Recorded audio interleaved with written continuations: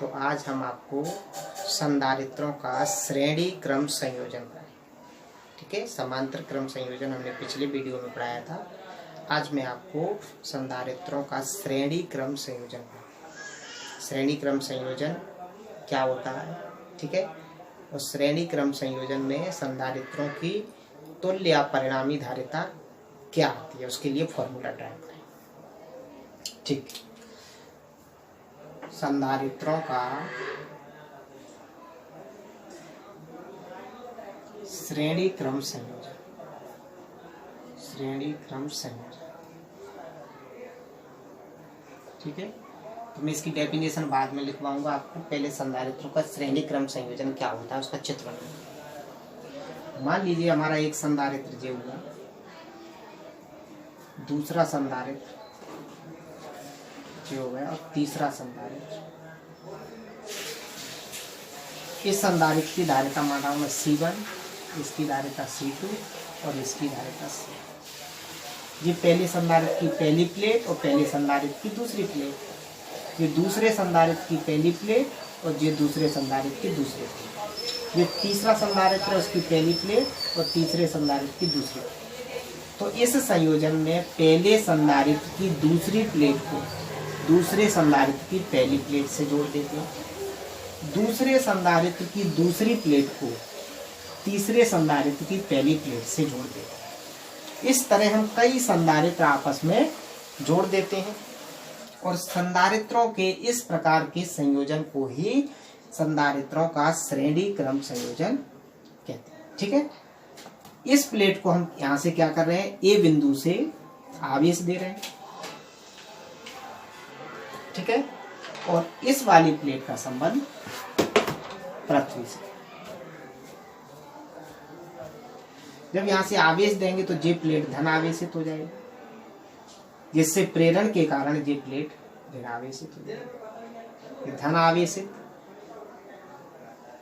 प्रेरण से ऋण आवेशित। ये प्लेट धन आवेशित, प्रेरण के कारण ऋण आवेशित। ठीक है, इन दो प्लेटों के बीच का जो व्यवांतर है उसको मैं V1 मान ले रहा हूँ। पहले संधारित्र के सिरों का व्यवांतर, दूसरे संधारित्र के सिरों का व्यवांतर V2 और तीसरे संधारित्र के सिरों का व्यवांतर V3 होगा। ठीक है, तो जिस संधारित्रों का श्रेणी क्रम संयोजन, डेफिनेशन बहुत ही सिंपल है। इस संयोजन में पहले संधारित्र की दूसरी प्लेट को दूसरे संधारित्र की पहली प्लेट से, कॉमा दूसरे संधारित्र की दूसरी प्लेट को तीसरे संधारित्र की पहली प्लेट से जोड़ देते हैं। इस प्रकार कई संधारित्र आपस में जोड़ दिए जाते हैं। संधारित्रों के इस प्रकार के संयोजन को संधारित्रों का श्रेणी क्रम संयोजन कहते हैं। ठीक है, मैं इसकी डेफिनेशन लिख रहा हूं। इस संयोजन में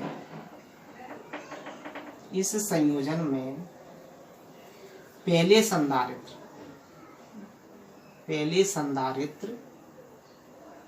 की दूसरी प्लेट को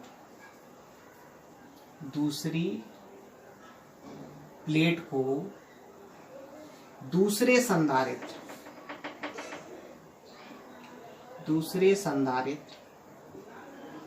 पहली प्लेट से, इस संयोजन पहले संधारित्र की दूसरी प्लेट को दूसरे संधारित्र की पहली प्लेट से, दूसरे संधारित्र की पहली प्लेट से, कॉमा दूसरे संधारित्र की दूसरी प्लेट को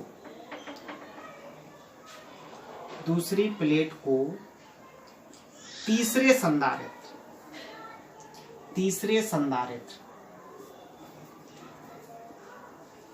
की पहली प्लेट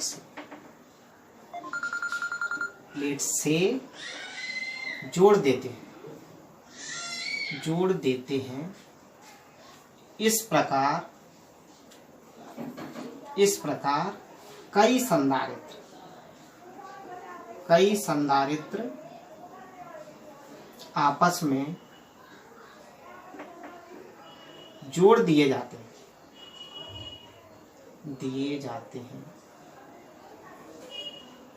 संधारित्रों के इस प्रकार के संयोजन को संधारित्रों के इस प्रकार के संयोजन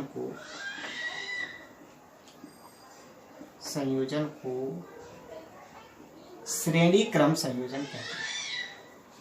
श्रेणी क्रम संयोजन कहते हैं। ठीक है, तो डेफिनेशन बहुत ही सिंपल है, आप लिख सकते हैं देख देख के। तो सबसे पहले आप डेफिनेशन लिखेंगे, फिर जे वाला आप फिगर तैयार करेंगे, चित्र। ठीक है, अब इसकी धारिता निकालनी है, तुल्य धारिता या परिणामी धारिता।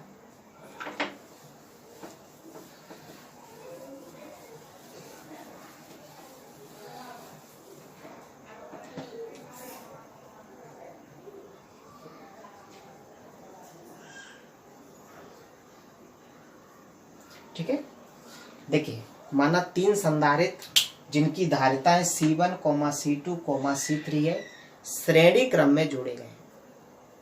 यदि बिंदु A से प्लस Q आवेश दिया जाए तो उनके सिरों के विभवांतर क्रमशः V1, V2, V3 हो जाते हैं।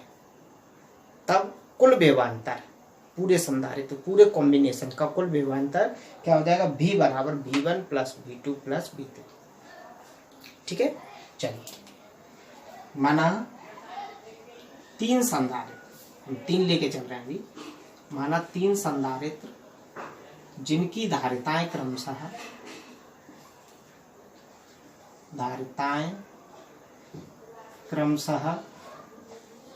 C1, C2, C3 है, श्रेणी क्रम में जोड़े गए। श्रेणी क्रम में जोड़े गए। यदि बिंदु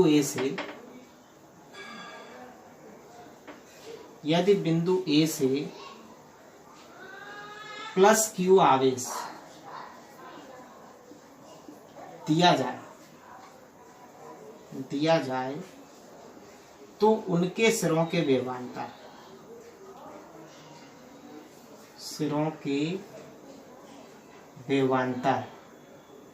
क्रमशः V1, V2, V3 हो जाते हैं।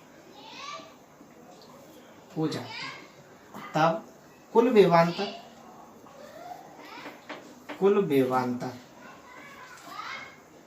V बराबर क्या आ जाएगा? V1 plus V2 plus V3। ये समीकरण।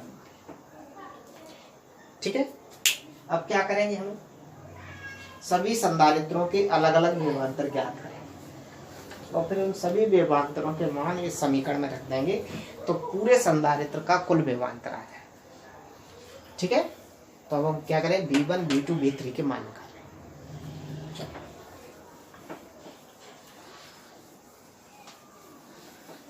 पहले संधारित्र के सिरों का विभवांतर,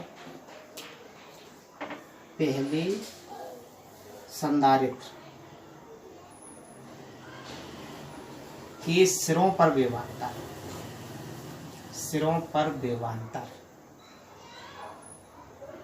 देखिए फॉर्मूला आप जानते हैं जो होता है Q बराबर CV। यहाँ से V बराबर निकालेंगे तो क्या आ जाएगा? Q बटे C। अब पहले संधारित्र के लिए अप्लाई करेंगे तो पहले संधारित्र की धारिता C1, विभव V1 और आवेश श्रेणी क्रम में उभयनिष्ठ होता है। जो आवेश यहाँ से दिया है वही आवेश इसके सिरों पर रहेगा, मतलब इस संधारित्र पर रहेगा, वही आवेश इस पर रहेगा, वही आवेश इस पर रहेगा। क्योंकि श्रेणी क्रम संयोजन में आवेश का विभाजन नहीं होता है, सभी पर आवेश उभयनिष्ठ होता है। तो पहले संधारित्र के सिरों पर विभवांतर क्या हो जाएगा? इस फॉर्मूले से V1 बराबर Q बटे C1। ठीक है, इसी प्रकार दूसरे संधारित्र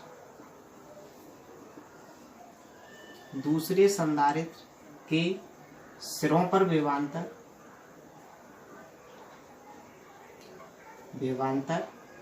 क्या आ जाएगा? V2 बराबर Q बटे C2। फिर इसी प्रकार तीसरे संधारित्र के सिरों पर विभवांतर कितना आ जाएगा? आप समझ गए होंगे। V3 बराबर Q बटे C3। ये V1 V2 और V3 के जो मान निकले हैं इनको समीकरण 1 में रखना। V1, V2, V3 के मान समीकरण 1 में रखने पर V1, V2, V3 के मान समीकरण 1 में रखने पर, तो ये मान समीकरण 1 में रख दें तो क्या आ जाएगा, देखिए V बराबर V1 का मान है Q/C1, V2 का मान है Q/C2, V3 का मान है Q/C3। Q कॉमन आ रहा है तो Q हमने कॉमन ले लिया तो बचेगा 1/C1 प्लस 1/C2 और प्लस 1/C3। ये समीकरण नंबर, ठीक है। तो ये आ गया हमारा कुल विभवांतर। ओके, अब हम पूरे का ये तो अलग अलग विभवांतर निकाल के हमने कुल विभवांतर ज्ञात किया। अब हम मान के चलते हैं कि जो संयोजन जो बनाया है, इतने संधारित्र श्रेणी क्रम में जोड़े हैं, उनसे एक कोई नया संधारित्र बन चुका है और उस नए संधारित्र की धारिता मान लें हम C, उस पर कुल आवेश Q और उसका कुल विभवांतर V। ठीक है, तो हम लिखेंगे इसके आगे। अब उसका डायरेक्ट विभवांतर निकालें, जी तो अलग अलग विभवांतर निकाल के योग निकाला, अब डायरेक्ट निकालें तो डायरेक्ट वाला भी इसी विभवांतर के बराबर होना चाहिए। तो लिखेंगे यदि श्रेणी क्रम में जुड़े संधारित्रों की तुल्य धारिता C हो तो कुल विभवांतर वही फॉर्मूला होता है Q बराबर CV, तो वहां से V बराबर निकालेंगे तो क्या आ जाएगा Q/C। ये समीकरण नंबर। तुलना करते हैं समीकरण 2 और 3 की, 2 व 3 की तुलना से। देखिए 2 और 3 का लेफ्ट इक्वल है तो राइट भी इक्वल हो जाएंगे। तो राइट क्या हो जाएगा, Q/C बराबर Q 1/C1 plus 1/C2 plus 1/C3। Q से Q तो क्या रिजल्ट मिल जाएगा हमें, 1/C बराबर 1/C1 plus 1/C2 plus 1/C3। ये हमारा श्रेणी क्रम में जुड़े सभी संधारित्रों की तुल्य धारिता। ठीक है, अब हम क्या करेंगे, ये तो 3 संधारित्रों के लिए, यदि ज्यादा संधारित्र होंगे तो क्या होगा, ये धारिता जैसे 4 होती है तो प्लस 1/C4 आ जाती है। n संधारित्र होंगे तो क्या हो जाएगी, यदि स्मॉल n संधारित्र श्रेणी क्रम में जुड़े हों तो तुल्य धारिता क्या हो जाएगी, 1/C बराबर 1/C1 plus 1/C2 plus 1/C3 और प्लस डैश 1/CN। तो n संधारित्र जुड़े होंगे तो तुल्य धारिता जी आ जाएगी। ठीक है, इसको हम कैसे बोल सकते हैं और शब्दों में लिखना चाहे तो, अर्थात श्रेणी क्रम में तुल्य धारिता का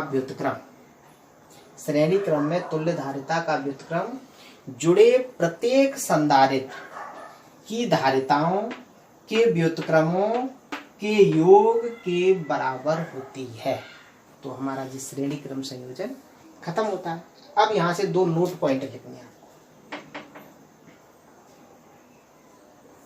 पहला, देखिए श्रेणी क्रम संयोजन में क्या उभयनिष्ठ रहता है, आवेश।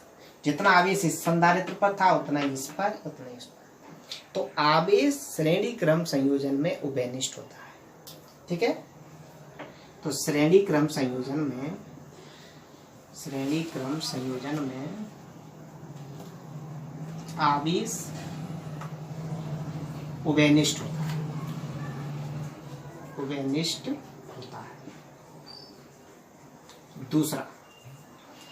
दूसरी चीज क्या है, देखिए जो तुल्य धारिता आ रही है वो 1/, आ रही है, मतलब भाग में आ रही है, और भाग देने से तो संख्या वैसे भी छोटी होती है।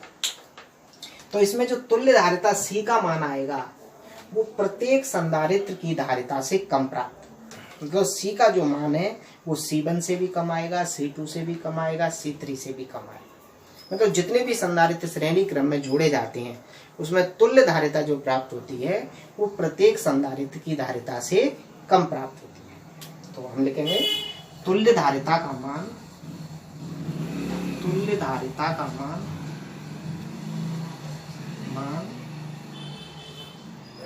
श्रेणी क्रम में जुड़े प्रत्येक संधारित्र की धारिता से कम होता है, कम होता है।